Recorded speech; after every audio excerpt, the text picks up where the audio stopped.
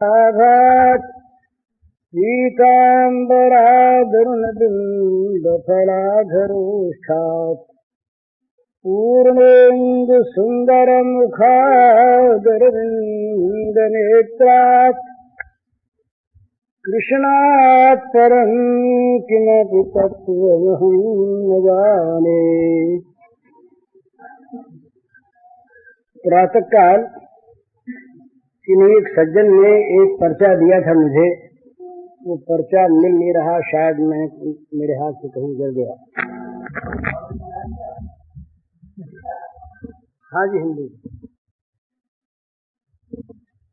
उसमें शायद ऐसी बात थी कि देशभक्ति का ईश्वर भक्ति में कहाँ तक, ऐसा कुछ था। एक चीज और थी मुझे याद है, वो सज्जन यदि हो तो दे दे। प्रातः काल चल रही थी श्री राधा के महाभारत समुद्र की तरंगों के संबंध में। तो जो अगाध चीज है, असीम है, अनंत है, वाणी जिसका निर्वचन नहीं कर सकती, बुद्धि जिसका आकलन नहीं कर सकती, उसका वर्णन असंभव है। नारद जी ने सूत्र कहा है प्रेम स्वरूप अनिर्वचनीयम, जो प्रेम का स्वरूप है वो अनिर्वचनीय है, वाणी में आता नहीं। वो तो केवल मन की चीज है और मन ही के द्वारा उसकी अनुभूति होती है, और अनुभव करने वाला भी फिर अपने आप को खो देता है। फिर जो रह जाता है वो अचिंत्य वस्तु रहती है। भगवान राम ने, ये उस दिन बात हुई थी, सीता को संदेश कहलवाया, तत्व प्रेम कर मन अवतोरा, जानत एक प्रिया मन मोरा, सो मन रहत सदा तुहि पाहि, जान प्रीत रस इतने माही। तेरे और मेरे प्रेम के तत्व को जानता है केवल मेरा मन, वाणी उसका निर्वचन नहीं कर सकती, वाणी कह नहीं सकती। वो जानता है केवल मेरा मन, पर वो मन भी कुछ बतला नहीं सकता। क्यों? कि वो मन रहता है निरंतर तेरे पास। बड़ी सुंदर, बड़े थोड़े शब्दों में प्रेम के स्वरूप की व्याख्या कर दी। बड़े कुशल कलाकार थे गोसाई जी महाराज, थोड़े से में। तत्व प्रेम कर मम और तोरा, जानत प्रिया एक मन मोरा, सो मन रहत सदा सदा तुहि पाहि, जानहि प्रीत रस इतने माही। इतने में ही प्रेम का स्वरूप बतला दिया गया कि प्रेमी का मन जानता है प्रेम को, पर वो प्रेम निरंतर, वो मन रहता है निरंतर प्रेमास्पद के समीप, प्रेमास्पद के पास उनका होकर। तो यहाँ भगवान जो हैं ये तो बने हैं प्रेमी, और भगवती सीता यहाँ पर प्रेमास्पदा हैं। ये उल्टा क्रम प्रेम राज्य में हो जाता है। तो ये मन की चीज है, अंतर की चीज है, वाणी की चीज नहीं, और बाहर दिखलाने की चीज नहीं। प्रकाशिते क्वात्र पात्रे, ऐसा नारद जी ने कहा। कहीं कहीं किसी पात्र में इसका प्रकाश हो जाता है। अब तो प्रगट भई जिय जानी, वह मोहन सो प्रीत निरंतर क्यों निभेगी छानी। ये किसी अवस्था में इस प्रकार के जब प्रीत रस छलक उठता है ऊपर समुद्र में, जब बाढ़ आ जाती है तब कहीं उसका पता लगता है, नहीं तो ये केवल बाहर उछलने वाली चीज नहीं, बड़ी गहरी, बड़ी गहरी, इतनी गहरी कि वहां तक पहुंचना बड़ा मुश्किल। डूबे प्रथम अचल तल में, तब मिलता कहीं प्रेम रत्न निर्मल, कहीं मृत्यु फल फलता उसमें, कहीं कलंक लाभ केवल। डूबे प्रथम अचल तल में, तब मिलता प्रेम रत्न निर्मल, कहीं मृत्यु फल फलता उसमें, कहीं कलंक लाभ केवल। प्रेम, भगवत प्रेम, गोपी प्रेम, ये बाजार की चीज नहीं, दुकानदारी का माल नहीं, दाम देकर बदले में मिल जाने वाली चीज नहीं, बड़ी गूढ़, बड़ी गहरी, बड़ी ऊंची। महाराज, प्रेम में कितना त्याग करना पड़ता है, जरा सी एक कल्पना की बात मैं कहता हूं।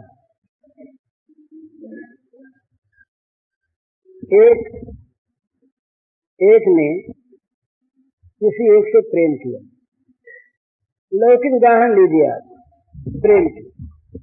किसी मित्र से किया, किसी बंधु को अपना लिया, किसी से प्रेम किया, और उस प्रेम करने में यह हुआ कि उसके घर वाले सब नाराज हो गए, उसका व्यापार नष्ट हो गया, उसको अपने अड़ोसी पड़ोसियों से तिरस्कार प्राप्त हुआ, दुनिया में निंदा हो गई, इज्जत चली गई, मान सम्मान नष्ट हो गया, पर वो प्रेमास्पद उसको मिला। एक ही उदाहरण। दूसरा ये, इससे परे का जो इस प्रेम में फबता है, उस प्रेमास्पद ने उसको ठुकरा दिया, जिसके लिए उसने इन सारे दुखों को उठाया, जिसके लिए इन दुखों का वर्ण किया, जिसके लिए इन कष्टों को, संतापों को बुलाया, जिसके लिए मान, इज्जत, धन लोक पर लोग खोया, वही ठोकर मार के दूर कर दे, निकलो यहां से, हमारे पास कभी ना आना। उस अवस्था में भी उस प्रेमास्पद के प्रति जिसका प्रेम अक्षुण्ण ही नहीं बना रहे, बढ़ता रहे, वो प्रेम पवित्र प्रेम विशुद्ध अनुराग है। विशुद्ध अनुराग में कहीं भी किसी प्रकार की चाह का, कामना का कलंक नहीं। हम बहुत बार बहुत त्याग की अवस्था में सौदा करते हैं, त्याग की अवस्था में हम बहुत बार व्यापार करते हैं। कैसे? हम कहते हैं, देखिए आपके लिए हमने घर छोड़ा, आपके लिए हमने परिवार छोड़ा, आपके लिए हमने सर्वस्व का त्याग किया। करते तो यहाँ तक नहीं है, थोड़ा बहुत कहीं कुछ हो जाता है, उसको बहुत बड़े आकार में अपने मान लेते हैं, बताते भी हमने इतना त्याग किया आपके लिए, और आप हमारे लिए कुछ नहीं करते, उसका बदला कुछ नहीं देते। ये तो वहां कहते हैं जहां बदला नहीं मिलता, और जहां बदले में ठोकर मिले, जहां बदले में पदाघात मिले, जहां बदले में तिरस्कार मिले, जहां बदले में धक्के मिले, जहां बदले में गालियां फटकार मिले, वहां क्या मनुष्य धैर्य धारण कर सकता है? वो कहेगा कि हम तो दोनों दिन से गए। ऐसा बुद्धिमान आदमी कहेगा, बड़ी भूल की हमने, हम कितने मोह में पड़े, इधर इस काम के लिए, इस वस्तु के लिए सबका परित्याग किया, ये वस्तु भी नहीं मिली और वो भी नहीं मिली, हम तो दोनों तरफ से चले गए, ये हमारा कुछ भी नहीं बना। दुहन में एको ना है भाई, ये सूरदास जी ने तो गाया बड़े सुंदर दूसरे भाव से, पर हम कह देते हैं। तो ये सौदा प्रेम में नहीं चलता, वहां पर ये त्याग होता है कि प्रियतम की वो ठोकर मिले और जगत का अपमान मिले, इधर विपत्ति मिले और उधर धक्का मार के गिरा दिया जाए। इतने पर भी जो ये कहे कि प्रेमास्पद तुम मेरे हो, यथा तथा वा विदधातुलम पटु मम प्राणनाथ सैवना परः आश्लिष्यताम पादरताम पेनष्टुमाम अदर्शनाम मर्महताम करोतु वा। चैतन्य महाप्रभु ने कहा, श्याम सुंदर, अरे लंपट, बड़ी सुंदर भाषा है। तुम चाहे मुझे गले लगा लो और तुम चाहे ठोकर मार के गिरा दो, तुम्हारे मन में आवे सो करो, पर मेरे प्राणनाथ तो तुम ही एक हो, दूसरा और कोई नहीं। ये गोपी भाव की जहां हम बात करते हैं वहां ये तैयारी होनी चाहिए, ये इतना तक भय आ जाए। और दूसरा आता है प्रलोभन। बड़े बड़े देवता ऋषि ये सब आकर के भगवत प्रेमी जन का अभिवादन करते हैं। ये मुक्तियां आकर के उसके चरणों का चुंबन करना चाहती हैं। बोधसार में आया कि मुक्ति आती है, वो कहती हमें वर्ण कर लो। पेखत परुष धरो सोमय सुमिरत राम, सुधा रस पेखत परुष धरो। मैं जो जूठी पत्तन चाट रहा था, तुलसीदास कहते हैं, चाटत रहो स्वान पातर जो कबहू न चेत भरो। सो मैं सुमिरत राम, सुधा रस पेखत परुष धरो। परोसा रखा है मेरे सामने अमृत रस, पर मैं उसे पीना नहीं चाहता, स्वीकार नहीं करता। दीयमानम न गृह्णन्ति विना मत सेवनम जनाः। देने पर भी मुक्तियों को वे भगवत जन स्वीकार नहीं करते भगवत सेवा को छोड़कर। तो सेवा क्या, उनके मन को जो अच्छा लगे वो सेवा। अगर हमें ठोकर मारने में, ठोकर मारकर गिरा देने में उनको मजा आता है, तो प्रेमी कहता प्राणनाथ और 2 ठोकर लगे। तुम्हें आनंद आता है ना, तुमको यदि प्रसन्नता होती है हमें हमारी ठोकर में, तो लगाए चले जाओ, हंसते चले जाओ। ये ठोकरें हमारे लिए दिव्य दिव्य परम दिव्य लाभ की वस्तु हो जाए तुम्हारी ठोकर, और तुम्हारी ठोकर तुम्हारी प्रसन्नता का हेतु। और क्या चाहिए, और क्या इष्ट है? यही तो इष्ट है कि प्रेमास्पद प्रभु जो हमारा है, प्राणनाथ प्राणाराम, वो सुखी होता रहे। इससे बढ़कर और कोई सुख नहीं, कोई लाभ नहीं, कोई प्राप्त करने योग्य वस्तु नहीं, कोई इच्छा नहीं, कोई ममता नहीं, कोई कहीं वासना नहीं।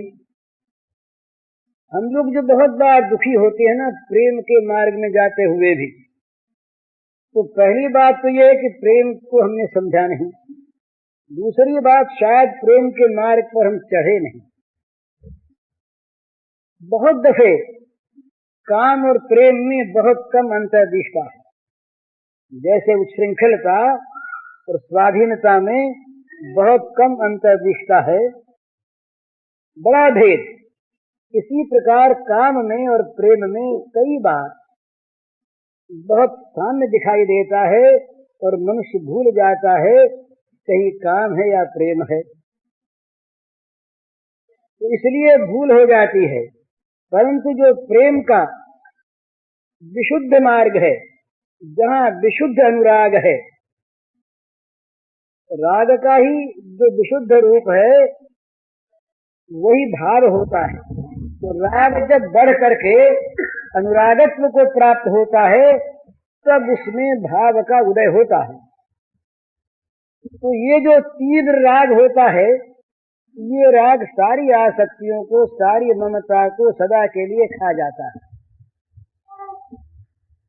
तो वहां पर अपने अभिमान में अपनी ममता नहीं रहती, अपने वर्ण में अपनी ममता नहीं रहती, अपनी जाति में अपनी ममता नहीं रहती, अपने लोक परलोक में अपनी ममता नहीं रहती, अपनी यश कीर्ति में अपनी ममता नहीं रहती। इसी का नाम है सर्व त्याग। तो ऐसी अवस्था में कभी उसमें क्षोभ नहीं होता। वो हर अवस्था में अपने प्रियतम का हंसता हुआ मुंह देखना चाहता है। प्यारे के मुख पर मुस्कान, यहाँ चाहे नरक की पीड़ा हो, यहाँ की हमारी नरक की पीड़ा यदि हमारे प्यारे के मुंह पर मुस्कान लाने वाली हो, तो इससे बढ़कर कोई भी वस्तु वांछनीय नहीं हो सकती प्रेमी के लिए। हम जो बात बात पर उबल उठते हैं और मन में कहते हैं कि देखो हमने चाहे प्रेम नहीं किया होगा पर भगवान तो करते हैं, तो उन्होंने प्रेम क्यों नहीं किया? वे प्रेम करते ही हैं, उनका प्रेम कभी किसी काल में कम नहीं होता। वो तो स्वाभाविक सहज सुहृद हैं प्राणी मात्र के, ये उनकी घोषणा है। सुहृदम सर्वभूतानाम, किसी प्राणी के प्रति भी उनके सौहार्द का किसी प्रकार से अभाव नहीं, परंतु जो उनका हो जाता है वे उसके हो जाते हैं। खास तौर पर मयिते तेषु चाप्यहम्, ये भगवान के गीता में शब्द हैं। वो कहते हैं समूहम सर्वभूतेषु न मे द्वेष्योऽस्ति न प्रियः ये भजन्ति तुमां भक्त्या मयिते तेषु चाप्यहम्। सारे भूतों में मैं सम हूँ, मेरा कोई द्वेष नहीं, जिससे मैं द्वेष करूं ऐसा कोई नहीं, और मैं खास तौर पर किसी से प्रेम करूं ऐसा कोई नहीं। न मे द्वेषोस्ति न प्रियः, परंतु ये भजन्ति तुमां भक्त्या, जो भक्ति से प्रेम से मुझे भजते हैं, मयिते वे मुझ में हैं, और तेषु चाप्यहम् और उनमें मैं हूँ। तो भगवान का उनके हृदय में प्रविष्ट हो जाना, उनका भगवान के हृदय में आ जाना, ये हृदयों की एकमेकता प्रेमी और प्रेमास्पद की हो जाती। तो वहां अगर प्रेमास्पद की कोई बात घटी तो प्रेमी में अपने आप वो चीज आगे घट गई, तो वो चीज आ गई उसमें। तो ऐसी अवस्था में क्षोभ का कारण नहीं। जहां भी हमारे मन में क्षोभ है, जहां भी हमारे मन में किसी प्रकार का अशांत भाव है, वहां कोई न कोई हमें चाह है। स शांति मापनोति न कामकामी, जो कामकामी है, जिसको किसी प्रकार की भोग की स्पृहा वो बची हुई है, वो शांति नहीं पा सकता। विहाय कामान यः सर्वान् पुमांश्च निःस्पृह्य निर्ममो निरहंकार तो शांति अधिगच्छति। शांति प्राप्त उसको होती है जिसके किसी प्रकार की कामना नहीं रहती, जिसमें कोई स्पृहा नहीं रहती, अपेक्षा नहीं रहती, जिसकी शरीर के पदार्थों में ममता नहीं रहती, और जिसकी इस नाम रूप में अहंता नहीं रहती, वो भगवान का भगवद्जन, वो भगवान के स्वरूप का परिचय प्राप्त महापुरुष, अथवा वो प्रेमी जिसकी ममता सारी की सारी भगवत चरणारविंद में जाकर केंद्रित हो गई, जिसकी अहंता सारी की सारी भगवान के दासत्व में जाकर केंद्रित हो गई, जिसकी कामना केवल भगवत सुख रह गया, जिसकी स्पृहा केवल भगवान की श्रीमुख की हंसी रह गई, ऐसा जो प्रेमी जन, उस प्रेमी जन के मन में कभी क्षोभ नहीं होता, कभी अशांति नहीं होती। वो कभी इस बात को सोचता नहीं, सोचने की बात आती नहीं कि प्रेमास्पद ने मेरे साथ क्या किया और क्या करना चाहिए। यद्यपि प्रेमास्पद सब कुछ करता है। ये प्रेम राज्य की एक बड़ी विलक्षण स्थिति है। रीत नहीं कहती इसको, स्थिति है। क्यों? क्योंकि ये प्रेम राज्य जो है, इसको अगर हम कल्पना के अंदर ले जाएं तब तो सारी चीज कल्पना की है ही ये। और उस दृष्टि से लीला और लीलामय में भेद है। लीला करने वाला और लीला एक ही वस्तु, ये चीज है। पर यहाँ पर क्या है कि इस प्रेम के राज्य में प्रेमी, प्रेमास्पद और प्रेम, इन तीनों को कायम रख करके लीला चलती है। इस लीला में यद्यपि प्रेमी के हृदय का सारा भाग प्रेमास्पद के हृदय में उदित होता है, और प्रेमास्पद स्वयं उस प्रेमी की इच्छा अनुसार उसी प्रकार का मन निर्माण करके उस प्रेमी की प्रेम कामना को पूर्ण करने के लिए स्वयं सकाम बन जाता है। ये विलक्षण बात। परंतु वो प्रेमी ये नहीं चाहता, उसके मन में संकल्प नहीं होता कि मुझे कुछ उनसे मिले, वो यही चाहता है कि मुझसे उनको सुख मिले, बस। यही प्रेम और काम का अंतर है। बड़ा ये ठीक ध्यान में रख लेना चाहिए। प्रत्येक व्यवहार में, चाहे वो घर का व्यवहार हो, चाहे अड़ोस पड़ोस का हो, चाहे समाज का हो, चाहे देश का हो, चाहे विश्व का हो, जहाँ पर दूसरे से हम चाहते हैं उसका नाम काम है, और जहाँ दूसरों को हम अपना देकर सुखी करना चाहते हैं उसका नाम प्रेम है। यही काम और प्रेम का अंतर है। प्रेम देना जानता है और काम लेना जानता है। काम सौदा करता है, प्रेम त्याग करता है। प्रेम की भित्ति है त्याग और काम की भित्ति है कॉन्ट्रैक्ट, सौदागिरी। ये हम तुमको देते हैं, ये तुमको बदले में देना पड़ेगा। ये काम और प्रेम का महद अंतर है। तो इसलिए उस प्रेमी के मन में तो कभी ये चीज कल्पना में नहीं आती कि प्रेमास्पद मुझको कुछ दे, क्योंकि उसके प्रेम की भित्ति ही त्याग है। वो तो प्रेम करता है, इसीलिए उसमें प्रेम की भावना आती है किसी स्वरूप को लेकर कि मेरा प्रेमास्पद मेरे द्वारा सुखी हो। लेकिन उस प्रेमास्पद में प्रेमी का हृदय उदित हो जाता है, और कभी कभी उस प्रेमास्पद के मानसिक उस देश का दर्शन हो जाता है उस प्रेमी को। क्या ये समझने की चीज है? प्रेमी नहीं चाहता कि मुझे प्रेमास्पद के द्वारा किसी प्रकार का कोई भोग मिले, कोई सुख मिले, कोई आराम मिले।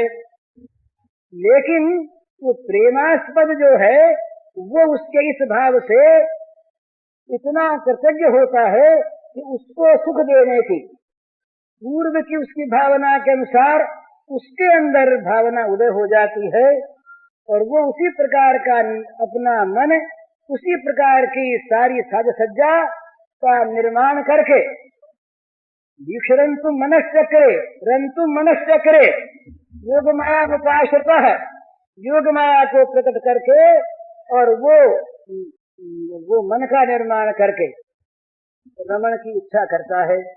क्यों? वहाँ स्वरूपानंद का वितरण है। बड़ा सुंदर इस पर टीका की रास पंचाध्यायी पर ये गौड़ी संप्रदाय के महानुभावों ने, वो कहते हैं कि ये जो रास है इसमें क्या है, ये रमण क्या है, ये श्री श्याम सुंदर के स्वरूपानंद का वितरण है, यही इनका रमण है। तो ये उनके अनुकूल उसी प्रकार की तीव्र प्रेम उत्पन्न करके दिव्य चिदानंदमयी, और वे लोगों के देखने में ऐसा आता है कि इन्होंने ये क्या किया। परीक्षित के मन में संदेह का उदय हो जाता है, एक प्रश्न पैदा हो जाता है, पर उनमें ये बात नहीं होती। एक भाव है,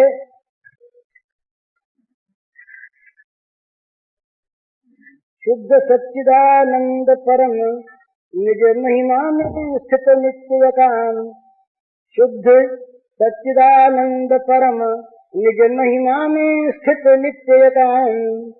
मेरे सुख हित वे करते स्वीकार समुद्र अपने मन काम। किसी समय उस प्रेमास्पद की बाह्य चेष्टाओं को, उनके मनोरथों को देख लिया श्रीराधा जी ने, देख लिया। वो उनके हृदय में वो चित्त उदित हो गया। तो देख करके वे कहती हैं अपने मन में कि शुद्ध सच्चिदानंद परम निज महिमा में स्थित नित्य काम। मेरे सुख हित वे करते स्वीकार समुद्र अपने मन काम। काम नहीं, उनके काम नहीं, काम को स्वीकार किया मेरे सुख के लिए। तो ये उनका स्वीकार किया हुआ दिव्य काम है, ये गंदा काम नहीं। सहज वासना राग रहित जो ममता रहित नित्य विकार। सहज वासना राग रहित जो ममता रहित नित्य विकार। करते मेरे लिए मुझे वे प्रिया रूप में अंगीकार। मेरे लिए सहज वासना राग रहित जो ममता रहित नित्य अधिकार। करते मेरे लिए मुझे वे प्रिया रूप में अंगीकार। एक एक गुण पर जिनके मोहित सब सुर ऋषि मुनि संसार। इत्थं भूत गुणो हरे ही आत्मा रामास्मि ग्रंथारे कुरु कर्मे। एक एक गुण पर जिनके मोहित सब सुर ऋषि मुनि संसार। प्रेम रूप वे रहते नित्य विमोहित मुझ पर बिना विकार तो सुन नहीं होता। एक एक गुण पर जिनके मोहित सब सुर ऋषि मुनि संसार। प्रेम रूप वे रहते नित्य विमोहित मुझ पर बिना विकार। जिनके अंग अंग पर नित्य निछावर कोटि कोटि शतकाम। जिनके अंग अंग पर नित्य निछावर कोटि कोटि शतकाम। वे मेरा सौंदर्य निरखते नित्य न ले पाते विश्राम। वे मेरा सौंदर्य निरखते नित्य न ले पाते विश्राम। जिनको कभी न पल भर लगती भूख प्यास जो रहते तृप्त। जिनको कभी न पल भर लगती भूख प्यास जो रहते तृप्त। मेरे रस प्रसाद तनहित शुचि वे रहते हैं नित्य तृप्त। मेरे रस प्रसाद तनहित शुचि वे रहते हैं नित्य तृप्त। रति रसमय रस रूप रसिक वे दिव्य प्रेम रस पारावार। रति रसमय रस रूप रसिक वे दिव्य प्रेम रस पारावार। प्रेम सुधा रस पान निरत नित्य दिव्य प्रेम विग्रह साकार। प्रेम सुधा रस पान निरत नित्य दिव्य प्रेम विग्रह साकार। इसमें कहाँ मोह है, कहाँ काम क्रोध है, कहाँ लोभ है। पर ये प्रेम राज्य में बड़ी विलक्षण बात, प्रेमी अपने लिए कभी कुछ चाहता नहीं, बल्कि प्रेमास्पद के द्वारा ठुकराए जाने पर भी और समस्त पदार्थों से, प्राणियों से, परिस्थितियों से विच्छिन्न हो जाने पर भी वो प्रेमास्पद को पकड़े रहता है। वो कभी ये नहीं देखता कि बदला प्रेमास्पद क्या देते हैं, प्रेम करते हैं या नहीं, हमको चाहते हैं या नहीं। और किसी प्रलोभन में देवता ऋषि मुनि महात्मा सब सत्कार करें उनका, मुक्ति आकर के उसका पैर पूजे, ग्रहण करने के लिए उसे प्रार्थना करे। वो कहता है तुम्हारी मुझे आवश्यकता नहीं, मैं तो केवल और केवल अपने प्रेमास्पद की सेवा चाहता हूँ। दीयमानम न गृह्णन्ति विना मत्सेवनम जनाः। मेरे जन जो हैं वो मेरी सेवा को छोड़कर देने पर भी 5 प्रकार की मुक्तियां नहीं चाहते। तो उनके मन में प्रेमियों के न क्षोभ है न अशांति है, न कुछ पाने की इच्छा है और न कुछ देने को बचा है। देने को क्या बचा उनके पास, अपना कुछ है ही नहीं। ये आज मेरे पास नहीं, मैं आपको सुनाऊंगा। एक प्रसिद्ध कवि हिंदी के बच्चन, वो हैं तो छायावाद के कवि थे, पर अब भी हैं, पर वो बदले। उन्होंने अभी एक कविता लिख कर दी थी, हम लोग जब दिल्ली गए तब, वो किसी उद्देश्य से लिखी थी। उन्हें सुनाऊंगा। उसमें वो कहते हैं कि अब हमारे पास देने के लिए कुछ बचा ही नहीं, क्या दें। तो वास्तव में जब तक हमारे पास देने के लिए कुछ बचा रहता है ना, बचा रहता है कुछ अपना, कुछ अपनी चीज, कुछ अपना भाव, कुछ अपना अभिमान, कुछ अपनी ममता के वस्तु, कुछ अपना हम बचा रखते हैं, तब तक हमने पूरा दिया नहीं। पूरा दिया नहीं तो पूरे सेवक बने नहीं। वो तो सेवामय, प्रेममय उसका विग्रह हो जाता है। राधा का अर्थ क्या है? श्री कृष्ण प्रेम, बस। गोपी का अर्थ क्या है? श्री कृष्ण की सुखेच्छा, गोपी का अर्थ, और कोई उसका अर्थ नहीं। तो जिसका जीवन इस प्रकार का वो गोपी, और जिसका जीवन इस प्रकार का वो राधा। उसके लिए कोई और बदलने की आवश्यकता नहीं है, केवल बदल देना है अपने अंतरात्मा के भावों को। फिर उनमें जो भाव तरंगें उठती हैं वो बड़ी विलक्षण, कभी उसमें मान भी आता है।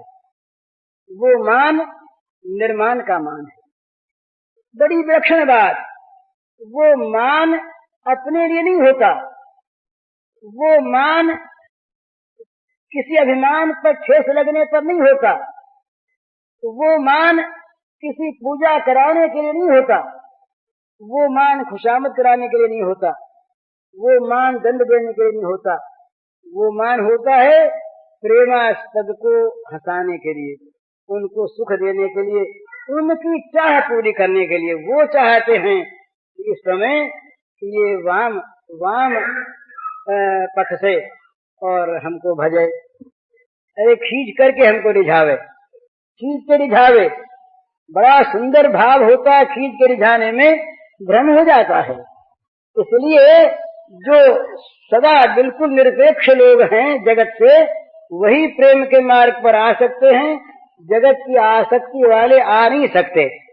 अतएव वो चीज दूसरी, उसमें मान है पर अभिमान नहीं है, उसमें काम है पर विषयासक्ति नहीं है, उसमें मोह है पर बंधन नहीं है। ये ऐसी बढ़िया चीज कि जहां वो है पर वो नहीं, वो है पर वो नहीं, जहां अपना है पर अपना कोई नहीं, जहां पराया है पर कोई पराया हुआ ही नहीं, वो पर ही मैं हूं। इस प्रकार विलक्षण भाव इस प्रेम समुद्र की तरंगों के रूप में निरंतर उछलते रहते हैं।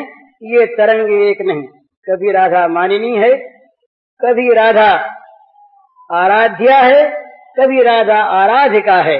राधा के दो रूप हैं। यूं ये समझने पर तो बड़ी सुंदर बात, नहीं तो बड़ी गंदी सी बात मालूम होगी। राधा कहीं आराधिका है और कहीं राधा आराध्या है। आराध्या राधा का स्वरूप समझना बड़ा मुश्किल, आराधिका राधा का रूप तो ठीक समझ में आता है। भाई भगवान की पूजा करती है, भगवान की आराधना करती है, बड़ा सुंदर रूप उसका, पर वो कहीं भगवान के द्वारा पूजित होती हैं, भगवान उसकी आराधना करते हैं, भगवान उसकी पूजा करते हैं, भगवान उसका चरण वंदन करते हैं, भगवान उसके चरणों पर पुष्प चढ़ाते हैं। देह में पद पल्लव मुदारम कहकर भगवान उसके चरणों को चाहते हैं। ये बड़ी विकट बात, बड़ी भोंडी बात लगती है सदाचारियों के अंदर कि भाई ये कैसी बात, ये तो समझ में आने की बात नहीं, तो सचमुच समझ में आने की बात नहीं। या दुस्त्यजम स्वजन मार्य पथम चहित्वा बेजुर मुकुंद पदवी श्रुति विमृज्ञाम। बड़ी सुंदर चीज। एक कथा आती है, सुनी हुई बहुत दफे आप लोगों ने होगी, मैंने कही थी, थोड़े से मैं कहता हूं। एक बार ये द्वारिका की बात है। द्वारिका में जब श्री कृष्ण राधिका की और गोपियों की बात चलती तो उनके रोमांच हुआ था, आंसू बहने लगते, वाणी गदगद हो जाती, कुछ बोल सकते नहीं। तो इन पटरानियों ने, राजमहेशियों ने आश्चर्य प्रकट किया, मन में बड़ा संदेह करने लगी, हो क्या गया, हममें ऐसी क्या त्रुटि और उनमें ऐसा क्या गुण। जब कभी बात चलती, गोपी का नाम आता कि आंखों में आंसू आ जाते श्री कृष्ण के। राजा राजेश्वर सब प्रकार के सुखों से संपन्न, घिरे हुए तमाम आराम से, उनको किस आराम की कमी जो वहां था और यहाँ नहीं। तो एक दिन ये भगवान सर्वभवन समर्थ है, भला सब कुछ बन सकते हैं, मृत्यु भी वही बन के आते हैं ना। तो भगवान को रोग नहीं होता, भगवान की मौत नहीं होती, प्रमोद भी भगवान बनते, रोग भी भगवान बनते, तो उसमें रोग बन गए। दुखने लगा पेट भगवान का, दुखने लगा बड़े जोर से पेट, अरे बोले पेट दुखता तो दवा लाओ। अब दवा लाए, सब दवा जाए डॉक्टर लोग। अयोध्या में थे नहीं, रोग होता नहीं था। ये जमाना ये ध्यान रखने की बात है, जहाँ अस्पताल ज्यादा है वहाँ रोगी ज्यादा है, जहाँ बीमार ज्यादा है वहाँ मानना चाहिए संयमी ज्यादा है, और जहाँ कोर्ट खूब चलते हैं, वकीलों की खूब चलती है, वहाँ समझना चाहिए बेईमान ज्यादा है। और बेईमान ज्यादा न हो तो मुकदमा क्यों हो? कोर्ट क्या काम करे? कोर्ट के पास काम रहे ही नहीं, अपना अपना हक सब खाने लगे तो कोर्ट के पास काम न रहे, कोर्ट खाली हो जाए, यमपुरी खाली हो जाए अगर पाप करने वाले न रहे। सीधी सी बात है। तो पेट में दर्द हो गया भगवान के, होता नहीं था पर हो गया, रोग बन गए। अब वहां के वैद्य भी आए, वैद्यों ने कहा भाई दवा दें, दवा हुआ दी पर अच्छे हुए नहीं। बोले कुछ दवा आप जानते महाराज पेट में कभी दुखता आपका? बोले हाँ दवा तो है पर उसका अनुपान नहीं मिलता। बोले क्या अनुपान बताओ? तो भाई हमारा कोई प्रेमी अपने चरण की धूल दे दे और उसको उसके द्वारा हम दवा खा लें, भक्त के अपने प्रेमी के चरण की धूल के साथ हम दवा ले लें। सीधी सी बात, प्रेमी भगवान के बहुत है, द्वारिका में कुछ कम थोड़ी। रुक्मिणी जी पास बैठी, सत्यभामा जी बैठी, अब चरण की धूल, बोले सीधी सी बात है। रुक्मिणी जी ने देखा कि भाई चरण की धूल तो हमारे पास है ही, कोई बात नहीं, और प्रेमी भी हम हैं, पर भाई शास्त्र कहता है, हम लोग रोज सुनते हैं, जानते हैं कि पति को स्वामी को चरण की धूल कैसे दें? स्वामी को चरण की धूल देना तो पाप और नरक में जाना पड़ेगा। तो ये नरक में जाने का सामान कैसे इकट्ठा करें? भला क्या करें, ये तो बुरी चीज। सत्यभामा जी आप दे दो। बोले क्यों आप दे दीजिए ना। तो रुक्मिणी जी ने कहा कि दे तो देती पर ये बहन डर लगता है ना, कहीं पाप लगा नरक हो गया तो बोले फिर वो पाप हमको नहीं लगेगा क्या? सारी रानियां नट गई, तमाम 16,000 रानियां, एक दो नहीं, सब नट गई। अब वो नट गई तो दूसरा कौन द्वारकावासी दे, विश्ववासी कौन दे? सब जगह से नाही आ गई। संक्षेप में नारद जी आए, नारद जी ने कहा महाराज पेट दुखता क्या हो गया? ये माया कैसे रची? बोले दुखता तो बहुत है, कोई उपाय कर दे कुछ। बोले क्या उपाय करे? बोले किसी प्रेमी की धूल ला दो। नारद ने सोचा धूल तो अपने अंदर ही है, पर हमसे तो बड़ी बहुत बड़ा प्रेम का ऊंचा दर्जा रखने वाले रुक्मिणी जी, जब इन्होंने नहीं दिया तो हम कैसे दें? नहीं दिया साहब। फिर अच्छा हो नहीं तो श्याम सुंदर बोले अरे नारद जरा ब्रज में तो हुआ। नारद ने कहा सारे विश्व में ब्रज में हुआ, वहां क्या? बोले तुम जाओ तो सही। ये लेकर वीणा हाथ में और बजाते हुए भगवान का मंगलमय नाम गान करते हुए जहाँ ब्रज में पहुंचे, नाम गान सुना, बड़ा मधुर मीठा, तो हमको वंदना इकट्ठी हो गई। गोप भी हुए, बच्चे भी हुए, सबका समाधान किया करा। गोपनांगनों से इनको काम था। गोपांगनाओं के बीच में पहुंचे तो सबने घेर दिया। बोले महाराज कहाँ से पधारे? कहा द्वारिका से। अब तो सबके मन में उत्कंठा हो गई समाचार जानने की। क्यों? सरकार मजे में है ना, हमारे प्राणनाथ प्रसन्न है ना, कुछ हुआ तो नहीं? जरा गंभीर हो गए, जरा मुंह बना लिया। अब तो इनके प्राण निकलने लगे। रे समाचार पूछा राजी खुशी का, ये हो गए चुप। तो कोई न कोई इसके अंदर दाल में काला कुछ है जरूर, अरिष्टा शंका होगी। बोले महाराज जल्दी बताओ। अब हमारे आप ना आते तो कोई बात नहीं थी, और द्वारका से ना आए होते तो कोई बात नहीं थी, और बात न चलती तब भी कोई बात नहीं। बात चली, हमने पूछा है बात बोलते नहीं, तो ये मामला क्या है बताइए। तो बोले भाई पेट दुखता है, श्याम सुंदर का पेट दुखता है और कोई दवा हुई नहीं। बोले कोई दवा नहीं हुई? क्या कोई वहां पर चिकित्सक नहीं? उन्होंने कहा वहां रोग ही नहीं होता, पर ये उनके हो गया, दवा हुआ बहुत हुई पर कुछ हुआ नहीं। तो बोले कोई उपाय? बोले उपाय तो उन्होंने खुद बताया कि किसी प्रेमी के चरण की धूल मिल जाए तो अच्छे हो जाए। तो बोले प्रेमी कहाँ है? आप प्रेमी नहीं? बोले हम तो नहीं। बोले कौन प्रेमी? बोले वो श्री श्याम सुंदर कहा करते थे कि गोपियां हमारी बड़ी प्रेमिका। बोले वो प्रेमी मानते हमको? हाँ। बोले वो तो मानते हैं। बोले हम तो नहीं। बोले वो मानते? बोले मानते तो बोले ले जाओ धूल। चरणों को सब गोपियों ने आगे बढ़ा दिया, जितने चाह ले लो, क्या ठिकाना धूल लेगा, लिए जाओ धूल, जितनी पोटली बांध लो। नारद ने कहा अरे पगली हो गई, क्या कर रही हो तुम? शास्त्र की अवज्ञा जानती नहीं, मानती नहीं। अरे किसको धूल दे रही हो? भगवान उनको क्या धूल देनी है? अपने पैरों की लेनी की देनी? नरक में बास होगा। उन्होंने कहा महाराज हम भगवान भगवान तो जानते नहीं, हमारे प्राणनाथ हैं, और यदि उनका पेट अच्छा होता हो और हमें अनंत काल तक नरकों में रहना पड़े, उससे बढ़कर क्या लाभ होगा महाराज हमारे लिए? अनंत काल तक हम नरकों में रहेंगी, कभी शिकायत नहीं करेंगे कि आपने हमको नरकों में भिजवा दिया। आप धूल ले जाइए महाराज, और जल्दी जाइए जिसमें उनका पेट अच्छा हो जाए, और कह दीजिए कि नरकों की व्यवस्था इनके करा दी जाए। कुछ नहीं। नारद जी चकित हो गए। नारद जी ने कहा, अरे राम राम, हम तो झूठे ही प्रेमी बन रहे थे अब तक। तो पहले तो उन्होंने क्या किया कि लेकर के धूल वहां गिरी पड़ी, सब अपने मस्तक को अभिषिक्त किया उससे कि ये तो बड़ी बहुत बढ़िया। उद्धव ने मांगा था लता गुल तरु होकर चरणों की धूल, इनको तो प्रत्यक्ष मिल गई। आज गोपियों ने पैर बढ़ा के दे दी, तो लगाई अपने मस्तक पर, सारा मस्तक अभिषिक्त कर लिया। फिर पोटली बांध के सिर पर रखी नारद, और नाचते गाते हुए बिना लेकर के भगवान का नाम मंगलमय गाते पहुंच गए द्वारका राजमहल में। बोले महाराज ले आया। हंसे भगवान, कहां से ले आए? बोले महाराज आपने भेज खाना ब्रज में। अरे ब्रज में दे दिया किसी ने? हाँ। बोले वो गोपियां हैं, वो उन्होंने दे दिया। बोले आपने समझाया नहीं उनको? आपने कहा नहीं उनसे कि बड़ा पाप लगेगा? बोले कहा तो महाराज हमने समझा लिया, पर वो ऐसी पगली है सब के सब, वो सुनी है, मानी नहीं हमारी बात। वो कहने लगी कि हमारे अघासुर को तो श्याम सुंदर मार गए, हमारे अघासुर को श्याम सुंदर कभी का मार गए, हमारा अघासुर मर गया पहले, हमारे पास आगे कहाँ है? और यदि पाप वाप कोई होगा तो कोई बात नहीं, हम भोगेंगे, नरकों में जाएंगे। ये ले जाओ आप प्राणनाथ को, जल्दी अच्छा करो। भगवान ने ले करके धूल उसका सिर पर लगा ली, गोपांगनाओं की धूल। पेट तो अच्छा था ही। अब रुक्मिणी जी सत्यभामा सब इकट्ठी थी, अब वो सब चकित रह गई। बोलिए नारद उनको। तो श्री कृष्ण ने उनका मान भी रखे। बोले रुक्मिणी जी पेट अच्छा हो गया, अब आप चिंता मत करो। ये गोपियां पगली हैं, पर कभी कभी ये पगली भी काम दे देती, देखा ना। अब समझा दिया कि देखो आप, यही बात है कि गोपियों के नाम से हमारे आंसू आते हैं। आप सेवा बहुत बड़ी करती, इसमें कोई संदेह नहीं है। तो प्रेम के राज्य में ये चीज है कि वहां पर ये संकोच नहीं, पर संकोच वहां होता जहां कुछ चाहते। प्रेमी कुछ चाहता नहीं, और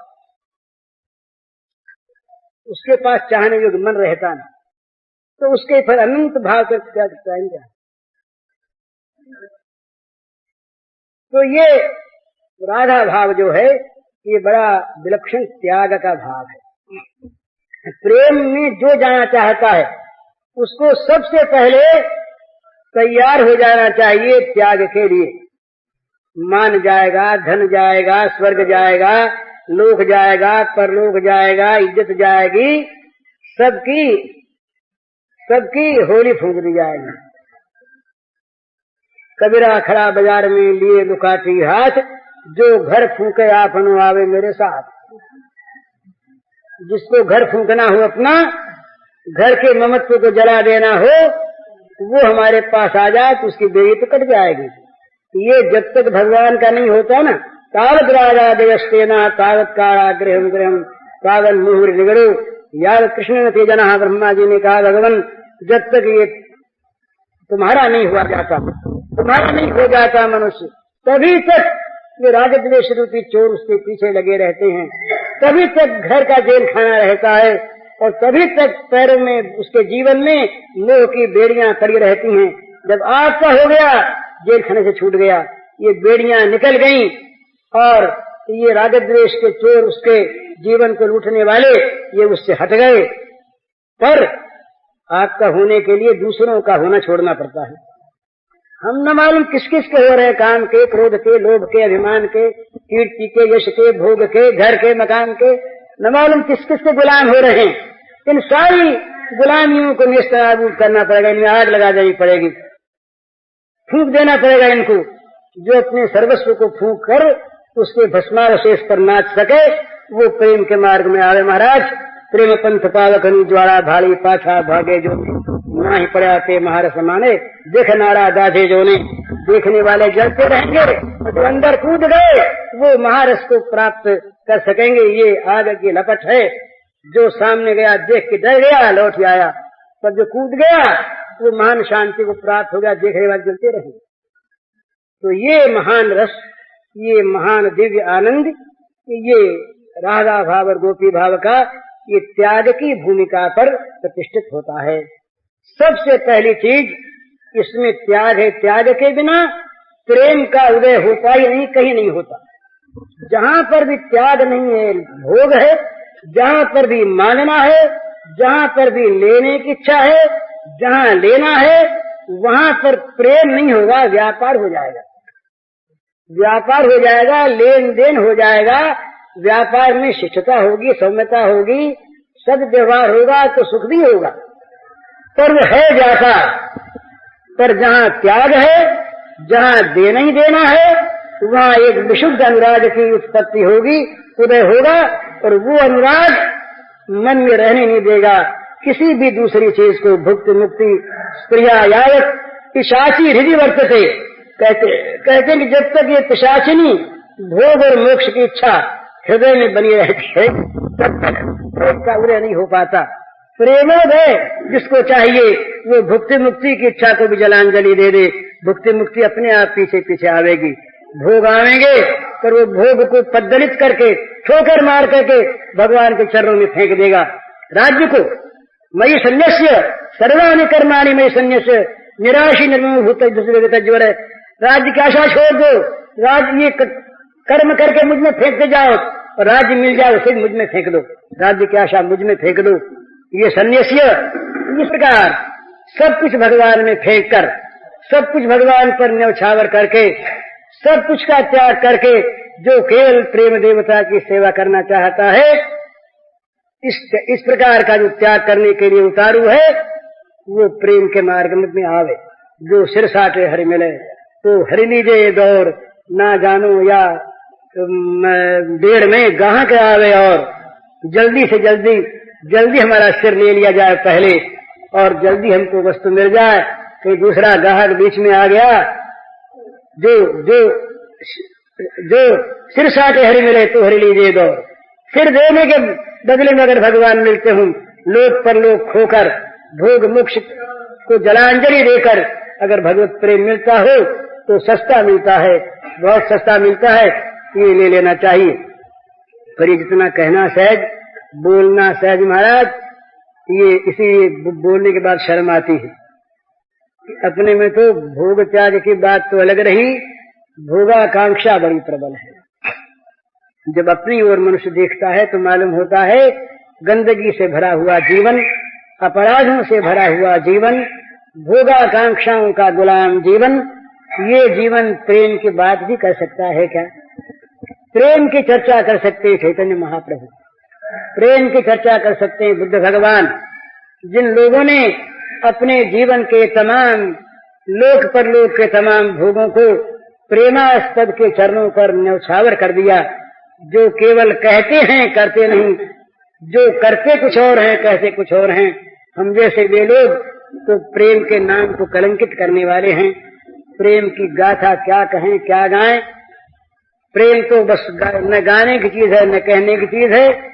ये तो भगवान की कृपा से कहीं कहीं प्रकट हो जाता है, जिस पर भगवान कृपा करते हैं, और जहाँ प्रकट होता है तो वहाँ कुछ कहने को रहता नहीं, वो चुप हो जाता है। किससे कहे, क्या कहे, क्यों कहे, कैसे कहे?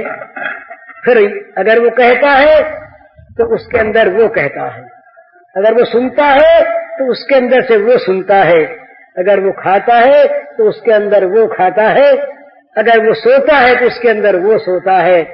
इस प्रकार चाहे क्रिया बनती रहे, इस प्रकार चाहे लीला चलती रहे, इस प्रकार चाहे दो बने रहें, पर वहाँ पर रह जाता है केवल प्रेमास्पद, वही प्रेम, वही प्रेमी, वही आस्वाद्य, वही आस्वादक और वही आस्वादन, तीनों वही बन जाता है।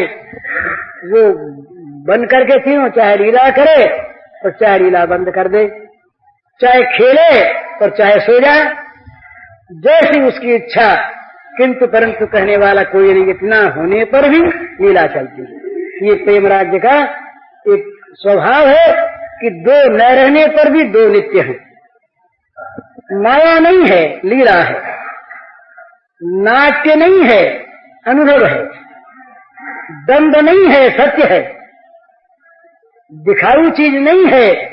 इस प्रकार भगवान का स्वयं अपना निर्माण है। जैसे निर्माण का योगी करते हैं, उसी प्रकार प्रेम निर्माण, प्रेममय भगवान अपने को बनाकर प्रेम का रस आस्वादन करते कराते अपना रस अपने आप ही। तो ये भाव जहाँ पर है, वहीं पर राधा भाव, सवेरे राधा भाव के बाद तो चली थी। इसी से अभी ये राधा भाव अगाध है। इसका निर्वचन तो कोई कर नहीं सकता। अपनी जीव को, अपने जीवन को पवित्र करने के लिए राधा की गोपियों की स्मृति जीवन में कभी आ जाती है तो ये उनकी कृपा का फल है, उनके अनुग्रह का निदर्शन है। ये न विद्या है, न बुद्धि है, न प्रेम है, न प्रीति है, न भगवान में ममता है। आप लोगों के समय को नष्ट करना है। अपनी बात तो यही है। अब उस प्रश्न की बात रही तो वो अगर क्षमा करें तो प्रश्न की बात फिर कल करें, क्योंकि उसमें एक तो वो चलता इसी के साथ है, उसमें भी त्याग का ही संबंध है, परंतु जरा सा विषयांतर हो जाता है, उस बाह्य में आना पड़ता है। उसमें प्रश्न है सच्ची देशभक्ति की भावना एक ईश्वरानुरागी व्यक्ति के मार्ग को कहाँ तक प्रभावित कर सकती है, और विदेशी आक्रमण के समय प्रगाढ़ ईश्वरानुराग का क्या तकाजा है, इन दोनों का उत्तर है। और बड़ा सुंदर प्रश्न है। ऐसी परिस्थिति में जो लोग हैं, उन लोगों को भी जानने की आवश्यकता है कि उनका ईश्वरानुराग और उनके ईश्वरानुराग का तकाजा प्रगाढ़ विदेशी आक्रमण के समय क्या होना चाहिए, ये जानने की चीज है, जानने की चीज है। परंतु इस समय जो बात हो रही है उससे उसका तत्वतः मेल होने पर भी साधनतः मेल नहीं। इसलिए ये उसी भाव का है। भगवान ये जो प्रेम में दो भावों का प्राधान्य है, उसके फिर अनेकों स्तर हैं। विप्रलंब कितने प्रकार का, संयोग कितने प्रकार का, वो अलग अलग उनके भेद हैं, सब संयोक्तिक हैं। ये बनांतर विरह है, निकुंजांतर विरह है, देशांतर विरह है, भूत विरह है, भविष्य का विरह है। उसी प्रकार संयोग मिलन के भी कई भाव हैं, उनकी सबकी संख्या बताइए 64। उसका फिर और विस्तार है, वो अलग चीज, वो एक अलग फिलॉसफी है, अलग शास्त्र है।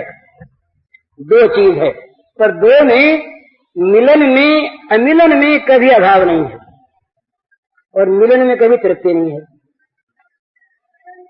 तो नहीं मिलन में तृप्त कभी, अमिलन में है न अभाव कभी। वे करस नित्य प्रेम सरिता में भावा भाव सभी। नहीं में तृप्त कभी, अमिलन में है न अभाव कभी। भौतिक वस्तु जो है ना, या काम जहाँ पर है, वह अमिलन में अभाव है, पर सच्चिदानंद वस्तु में और प्रेम राज्य में अमिलन में अभाव नहीं है। अमिलन है पर है।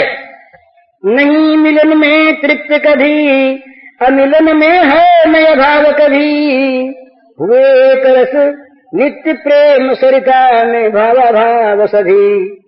हर वियोग में हर क्षण में होता यह तुलनीय अनुभव। हर वियोग में हर क्षण में होता यह तुलनीय अनुभव। कभी दो नहीं हुए आज तक, कभी न होने हैं संभव। कभी दो नहीं हुए आज तक, कभी न होने हैं संभव। नित्य एक है, नित्य मिलन है रस पारावार अनंत। नित्य एक है, नित्य मिलन है रस पारावार अनंत। मिलन कहाँ कैसा जब होता, कभी न नित्य मिलन का अंत। मिलन कहाँ कैसा जब होता, कभी न नित्य मिलन का अंत। ये तो अमिलन की स्थिति। और जब मिलन होता है संयोग, तो मिलनानंद विलक्षण पैदा कर देता फिर मिलनोन्माद। मिलनानंद विलक्षण पैदा कर देता फिर मिलनोन्माद। दो बन जाते तुरंत प्रतिक्षण बढ़ता मधुमेह रस आस्वाद। दो बन जाते तुरंत प्रतिक्षण बढ़ता मधुमेह रस आस्वाद। होती नहीं कदापि तृप्ति बढ़ती रहती रस प्यास अपार। होती नहीं कदापि तृप्ति बढ़ती रहती रस प्यास अपार। यही चाहते बने रहें दो बहते रहें सदा रसधार। यही चाहते बने रहें दो बहते रहें सदा रसधार। करते रहें पान रस मधुमय दुर्लभ नित्य दिव्य अजरान। करते रहें पान रस मधुमय दुर्लभ दिव्य नित्य अजरान। होन कल्पना भी वियोग की रहे नित्य संयोग ललाम। होन कल्पना भी वियोग की रहे नित्य संयोग ललाम। यों बहती, ये दूसरा, यों बहती रसमयी मधुर अति संतत प्रेम रति प्रेम नदी पावन। यों बहती रसमयी मधुर अति संतत प्रेम नदी पावन। विप्रलंब संयोग मनोहर तक सके दो मन भावन। विप्रलंब संयोग मधुर तक सके दो मन भावन। इसकी व्याख्या तो लंबी चौड़ी है। विप्रलंब क्या है, संयोग क्या है? जहाँ पर इस राज्य के काम का प्रवेश नहीं, जहाँ इस राज्य की इस लौकिक गंदे राज्य की किसी भावना का प्रवेश नहीं, जहाँ दिव्य रस और रसोवई सह उस परमात्मा का रस, परमात्मा की रसानुभूति, उसमें एक में दो कैसे और उसमें दो में एक कैसे, और उनके क्या क्या भावानुभाव, ये बहुत से उसमें भावों का उन्मेष है। तो ये सब अलग चीज है, ये सब जानने की व्याख्यान की चीज नहीं। ये सब तो इसका एक शास्त्र है, और ये शास्त्र केवल पढ़ने से नहीं होता। इस शास्त्र के साथ साथ उस प्रकार की पात्रता प्राप्त करनी पड़ती है जो काम राज्य से बाहर निकल करके त्याग राज्य की भूमिका में इसका शिक्षण प्रारंभ होता है। त्याग राज्य की भूमिका में इसका शिक्षण प्रारंभ होता है। वहां से फिर ये जानी जाती है चीज कि नित्य दो नित्य एक में कैसे, और नित्य एक नित्य दो कैसे, और उनके क्या क्या भावानुभाव, किस किस प्रकार से रस प्रवाह बहता है, और उसकी हमारे जीवन के साथ क्या संपर्क उसका हो सकता है, कि कहाँ तक हम आगे जा सकते हैं, उसमें क्या क्या बातें करनी चाहिए। ये सब इस मार्ग के जानने का विषय। भगवत कृपा पर निर्भर करके इस प्रकार की इच्छा करें और भगवान से प्रार्थना करें तो वो रसघन भगवान स्वयं अपना रसदान करने के लिए मार्ग बता देंगे। ये साधना का विषय नहीं, ये मार्ग, ये कवायद का मार्ग नहीं, ये भाव का मार्ग है। विलक्षण हरिओम तत्व।